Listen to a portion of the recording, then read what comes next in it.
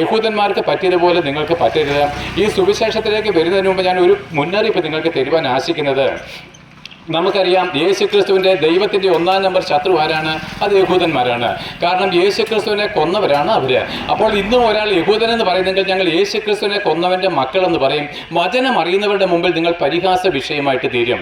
ആകയാൽ നോക്കുവിന് യഹൂദന്മാർക്ക് എന്താണ് പരാജയം പറ്റിയത്? ഇതാ വചനം പറയുന്നു, അവൻ സ്വന്തത്തിലേക്ക് വന്നു, സ്വന്തമായവരോ അവനെ കൈക്കൊണ്ടില്ല.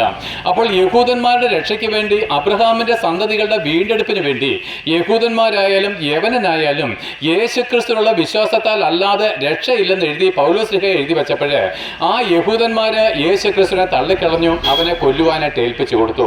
ആ യഹൂദന്മാരെ ഇങ്ങനെ നിലവിളിച്ചു, പീലാത്തോസിന്റെ മുമ്പിൽ നിലവിളിച്ചു, ആ രക്തം ഞങ്ങളുടെ മേലും ഞങ്ങളുടെ മക്കളുടെ മേലും വന്നുകൊള്ളട്ടെ. അപ്പോൾ യഹൂദന്മാർ ആരെ ഇതേവരെ അംഗീകരിച്ചില്ല?